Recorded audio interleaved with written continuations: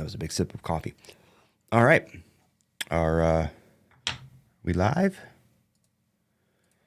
Let's see. Hello and welcome to the Creative Control Room Podcast pre-show. This is a part of the show where we go around and make sure all systems are go. That means checking audio, lighting, and cameras, everything in between. So, right now, let's check our no drop frames. Internet connection looks good. Audio coming through in the mic there. Board looks good there. Got to hit record on the Rodecaster. Already recording video. Let's check our camera angles here. Camera 1, camera 2, and camera 3. All coming in clean. Very nice. Actually, camera 3, a little on the dark side. Might have to, the light's on this side, so might have to boost that up at some point, but whatever. Okay, we've got that. We've got our notes up here, everything loaded up. Got our photo for today that we will be live editing. Awesome. Like to see it. We are up on Facebooks. We are up on the Twitters. Cool. Very nice. All right. Okay. Today, got some interesting things to talk about. I'm going to do a fight night recap. And, yeah, there we go again. Oh, there's Twitch. I always feel like I'm missing something. It's just kind of how it goes, I guess. But we're going to go ahead and push through here. Everything looks good. This is episode 101. And I think with that, let's go ahead and kick this off, shall we? This is the Creative Control Room Podcast, a show for creators, makers, and doers where my goal is to help you make to the max. Hello and welcome to the Creative Control Room Podcast, episode 101. I'm your operator, Ryan Hafey, and in this episode, we are going to be doing some live photo editing of a boxing photo from an event we had last night. Had a fight night last night, so I figured I would talk about that a little bit, talk about my fight night process, which I've done before, but it's been a little while, and then we'll go in and edit live one of my shots from the night just to kind of see or show you what my process is for that. But first of all, if you are new here, my name is Ryan Hafey.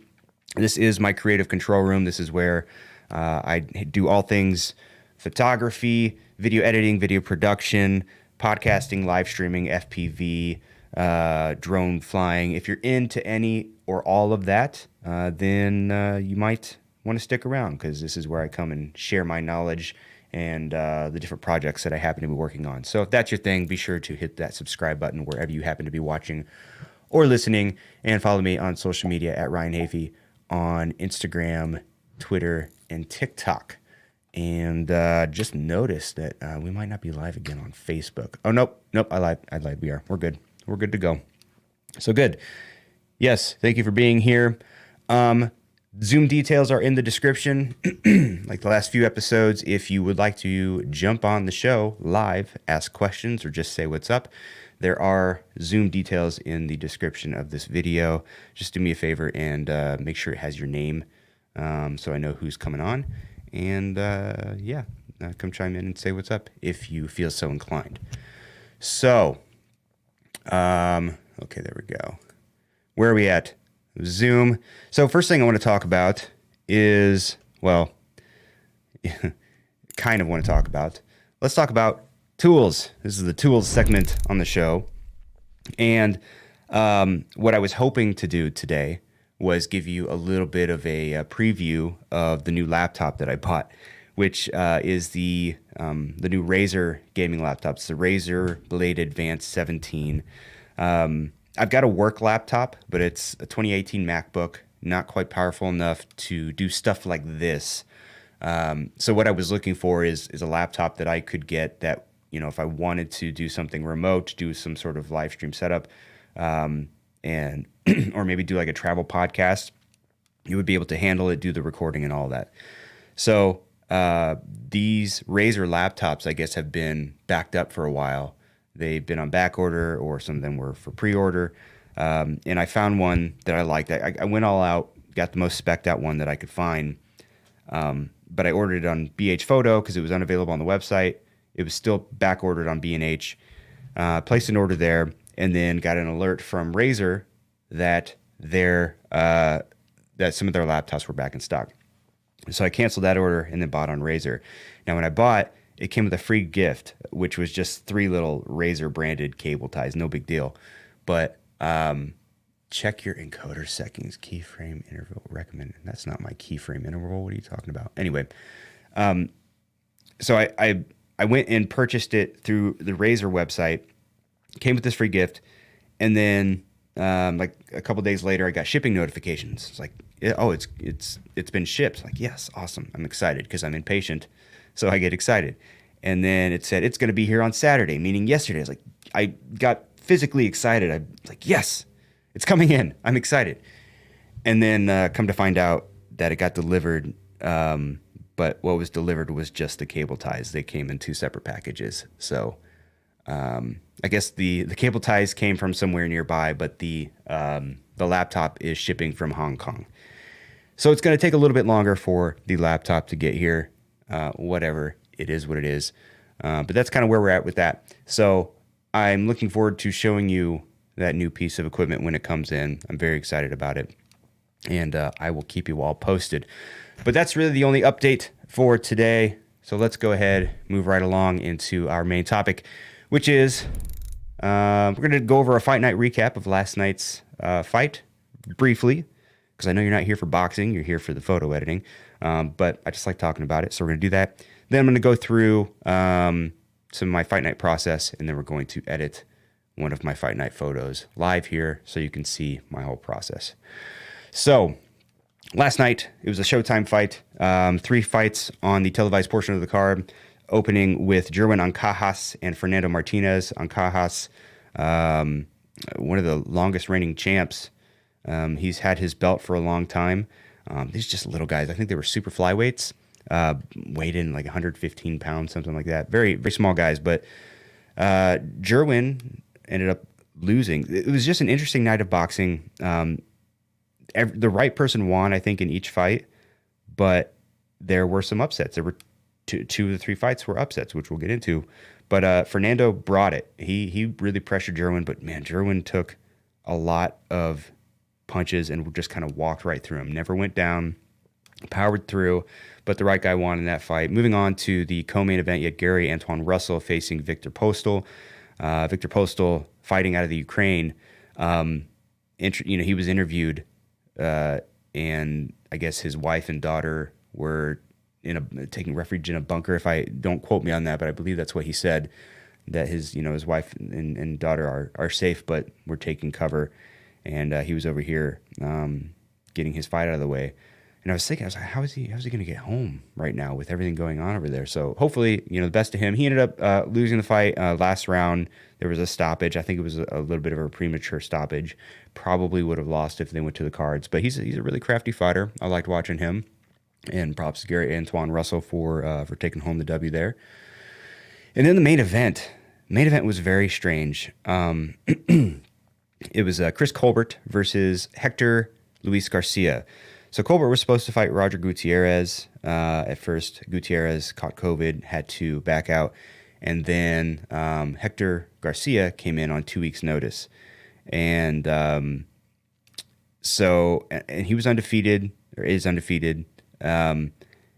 Chris Colbert he's just a flashy dude. These guys are super featherweights. Flashy guy, comes in with colorful outfits, colorful hair, just exudes confidence. Great fighter, and I think everyone kind of expected him to win, but right off the bat in the fight, he just didn't look like his usual self.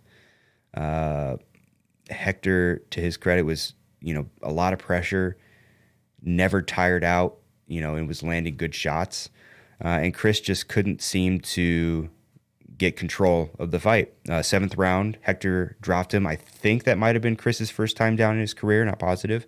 But he dropped him in the 7th round, and after that, Chris just kind of went on full survival mode for the remainder of the fight.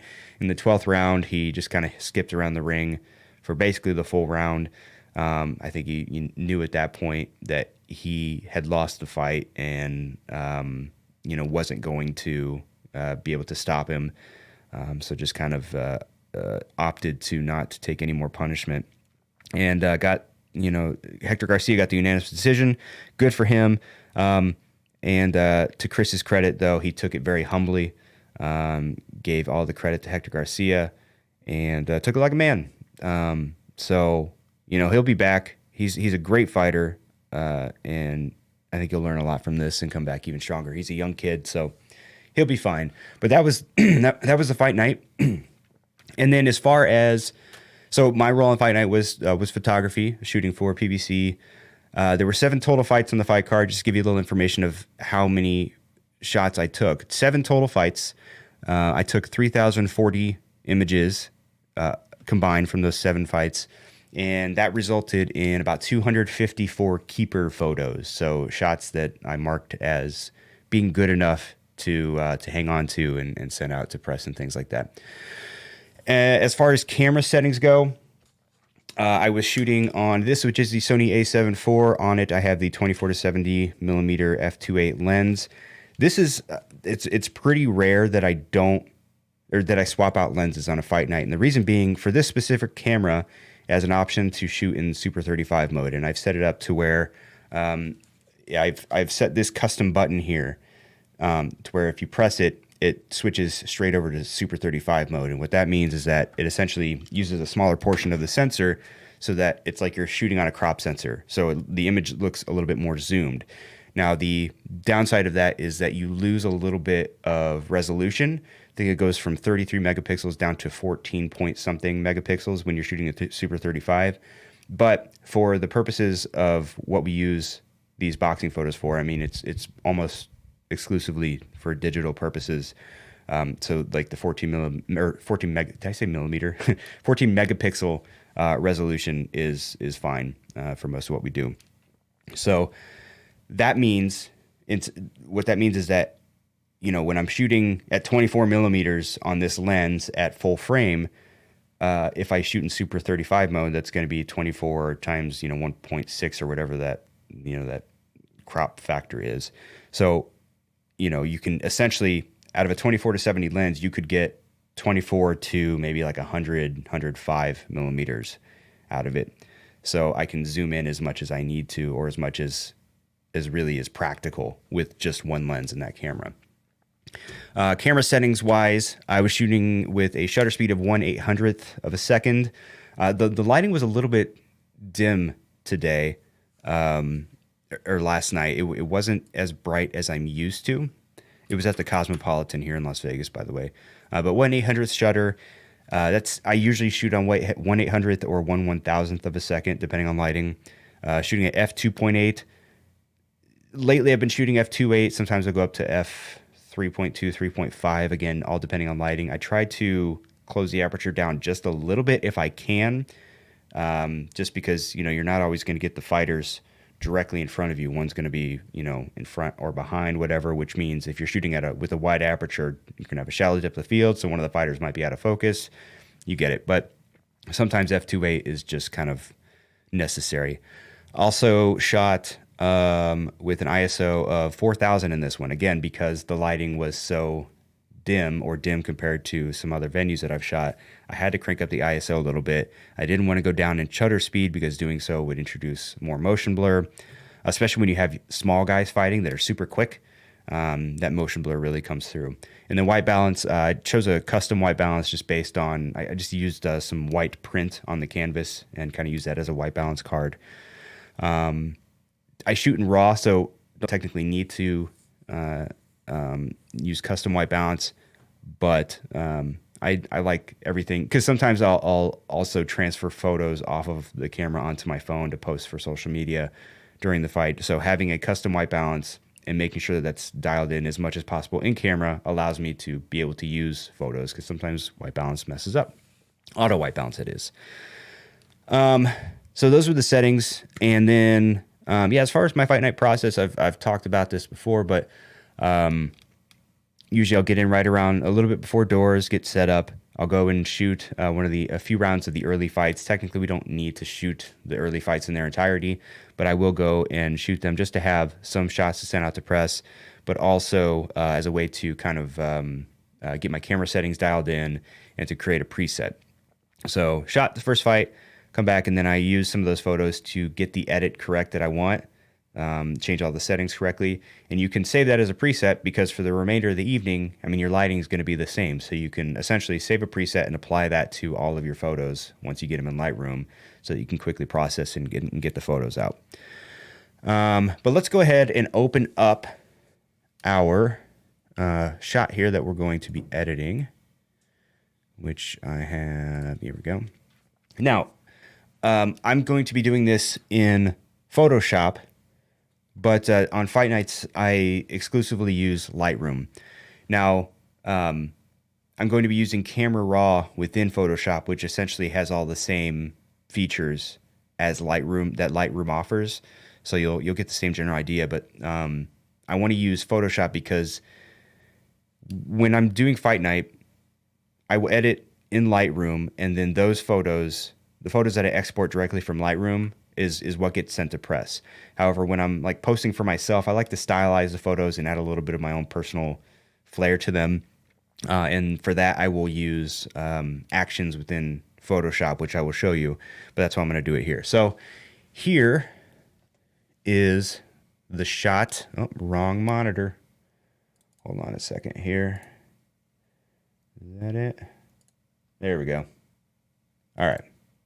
So here's the shot we're going to go with for today. And this is from the main event. That's Hector Garcia and Chris Colbert. So starting off, what I will typically do is just come in here and mess with some of these basic adjustments up at the top. I like to, if you hold the Alt key, let's see, maybe I wonder if this will help at all. If you hold down the Alt key and you go and click on some of these sliders, the colorful areas are areas where you're starting to lose detail. So I will typically bump the blacks up just a little bit. I won't get rid of everything, and in this case I can't, but I'll kind of bring it up to the point where a lot of that lost detail goes away. So in this case, maybe around 20, 25 or so. And then there's no particular order that I do these in. Just kind of, you know, I'll shift back and forth through them. But let's go to the whites here. Same deal here. A little bit of clipping here is okay. Again, these white portions are where you start to lose detail if you go too bright. I might go right about here or so. And then highlights I'll adjust typically just based on my eye. I like skin tones to be nice and bright. So I might even come up around here or so. And then shadows. Now, you'll hear a lot of people say, well, if you want to bring out more details, increase the shadows. I actually like to reduce the shadows. And the reason I do that is, one, to create a little bit of contrast, but also you see how it gets rid of, it kind of dims out the background a little bit, which brings a little bit more of the focus on the fighters. Now, you don't want to go too far because then you get a little bit too contrasty, but I might come to, I also will hold the Alt key here just so I don't kind of overdo it.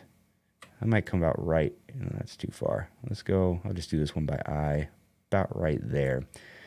Next, I usually increase the contrast and dehaze, which dehaze, sometimes in boxing arenas, they will, they'll put fog machines, and dehaze can help to clear some of that out so that the picture comes a little bit more clear. But it also adds a little bit of contrast. So I like to throw that in there. And in doing that, it looks like the skin tones darkened up a little bit. I'm going to come back and bump up my highlights just slightly. Also bring the shadows up a little bit just to see. The more you bring up the shadows, obviously, the more you're going to bring out. But I like some contrast, so I'm going to just bring it up just a little bit. And I think this is a good starting place. I usually add just a little bit of clarity, maybe +5. And for me, photo editing is really about a lot of little tweaks that add up to making to essentially the final product. Just a lot of little tweaks. It's not, generally speaking, it's not a lot of big changes that you have to make in order to get the look you want. One step that I did skip is white balance. Now, the white balance at a camera here, I think I got it pretty good. This is directly out of camera, but what I typically do is I'll grab the eyedropper up here for white balance, and I'll come in and just pick a white spot. I'm actually going to go to this spot in behind here. It's kind of hard to see, but it's in the corner. If you can see that, I don't know. Oh, you know what I can do? Let's see. Let me go into OBS here and turn on cursor capture. There we go. That's what I need. All right, so now you should be able to, it's still small, but you should be able to see it. So we'll come back in here. I'll get the eyedropper tool up at the top here. I'm just going to click on a white portion of the corner, and we'll see what it does to our white balance. So it changed it ever so slightly, but I'm going to go ahead and go with the revised white balance there. All right.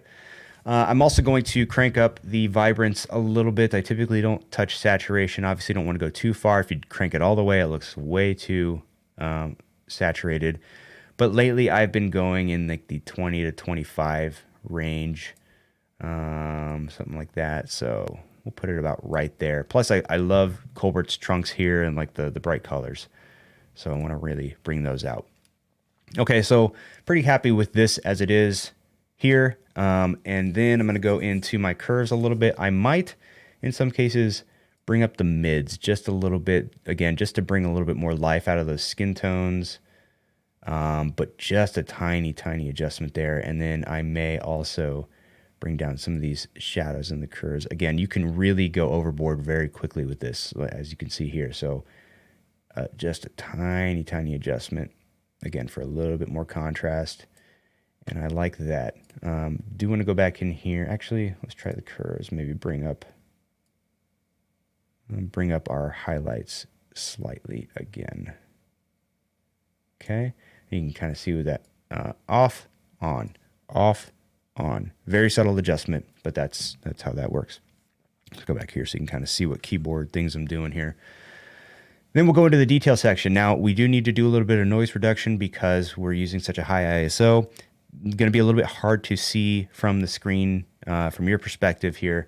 But if you zoom in, then, and it still might be hard to see with YouTube compression, but you can start to see a lot of grain in the background. So I will bring up my noise reduction. I try to stay at or below 20. Might go a little bit higher than 20. You can also use the Alt key here to kind of dial in some of the other sliders, like the detail slider here. I'm going to bring the detail slider down just a little bit to kind of bring some more of that grain out of the background. Contrast, you can get a little bit of micro contrast there, but I'm going to keep that relatively low. Then we'll go up to sharpening here. I typically stick with the default value that what is this? Camera Raw has in there, which is 40. But what I will do is I'll hold the Alt key again, and I will bring up the masking slider. And this is basically going to change what gets sharpened, right? So as you can see when I'm down here, there's still a lot of grain in the background, and the sharpening is affecting that grain, which is going to bring it out a little bit more. So I want to bring it up to where that grain isn't quite as visible, which is, for me, is going to be right around 50, 54 or so. And I think that's good. So let's see, before, after. You can kind of see how, now it does soften his face a little bit, so I might bring the detail back up under the noise reduction slider and maybe even adjust my sharpening here a little bit. But you can go, like, I don't know if you can see that, if that comes through, but you can definitely push the sharpening too far, so you don't want to go too crazy. And I might bring it back down to like around 50. And I think that looks pretty good. Okay, maybe a little bit more up on the detail in the noise reduction section. Good. Color mixer. I usually won't touch this unless I notice that there are some colors that are out of whack.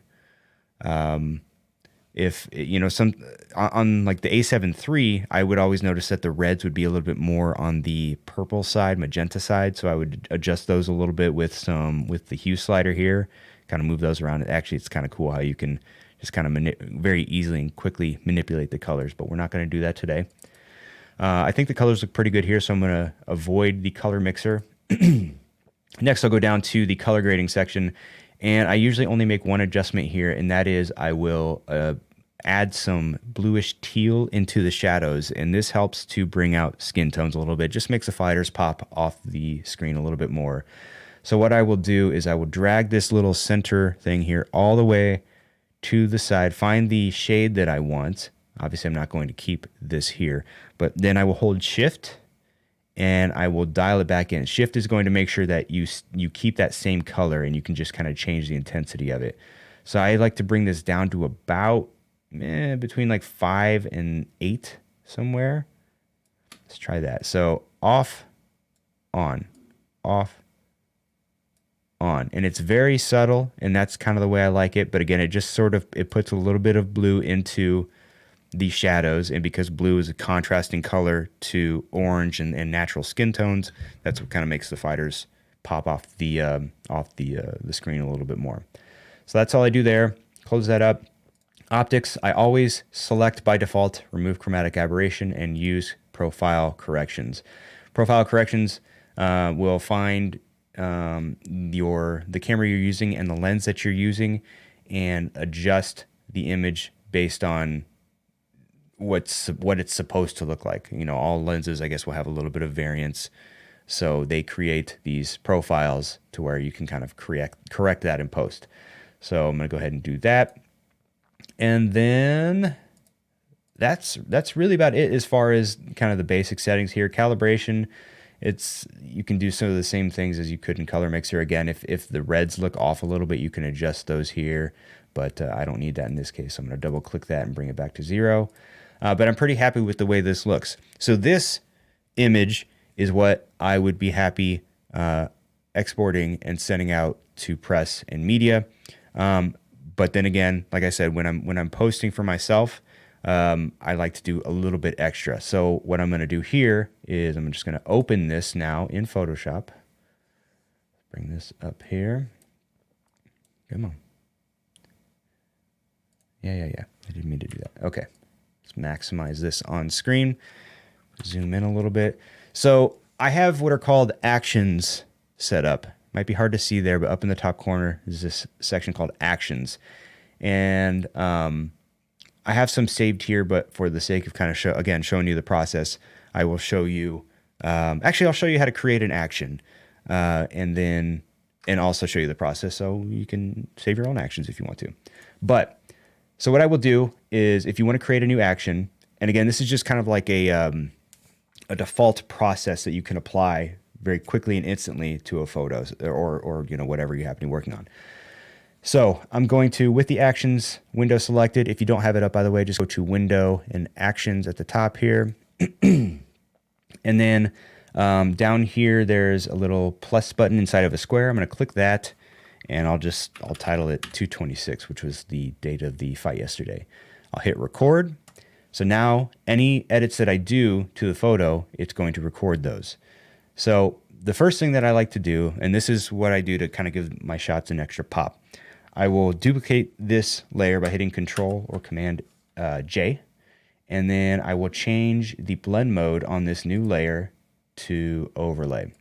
Now, obviously, that's not what you want. So I'm going to come up here and reduce the opacity of this new layer, this new overlay layer, down to a level that I find acceptable. And in this case, it's usually for me anywhere between like 25 and 30. And I like 24, 25 here. What this does is it creates some more contrast, but it also it plays with the colors a little bit. I feel like it's hard to explain. It does kind of a desaturation to the colors, but it's just a different look. I don't know. I can't explain it. It's just, for me, it's just a visual thing that I find appealing. But you can kind of see, if I turn this layer off and on, you can see the subtle difference in that it makes. It darkens the background a little bit, creates some more contrast. The brighter areas become brighter, the darker areas become darker.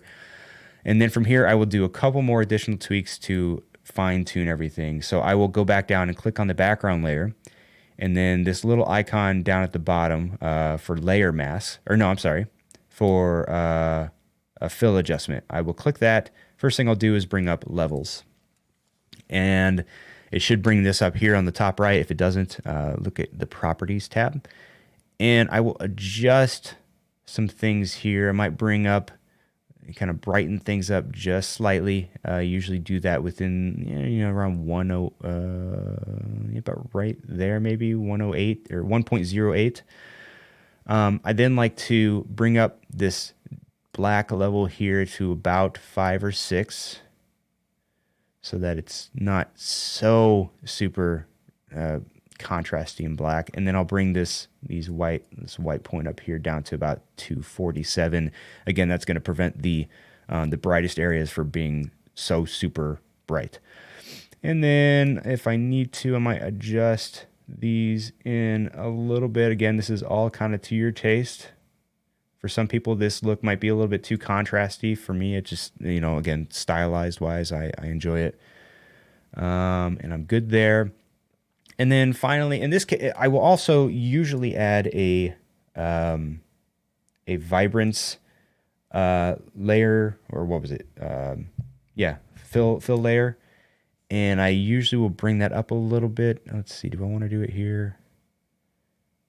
I'm not looking at the slider. I'm just kind of sliding it while looking at the photo to see what level I like it at.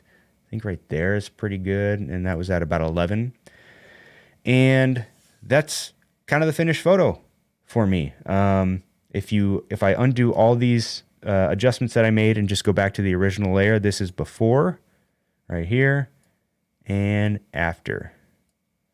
Before, after. Again, all very subtle adjustments, but they're little things that I feel like kind of set it apart from just kind of a traditional boxing photo. Again, before, after.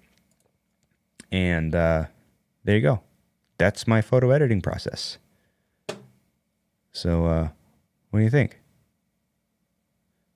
Yeah. So anyway, let's go back here into the studio.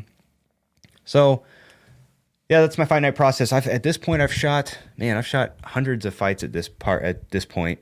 So it took me a while to kind of dial in my process, but that's how I go. I know a lot of photographers are kind of close to the vest with how they edit their photos. I'm just not. I'm of the mind that you can give people the tools, but they're going to use them the way that they're going to use them, and no one can truly ever exactly replicate what you do, even if you share your entire process. People are going to take it and try to replicate it in some cases.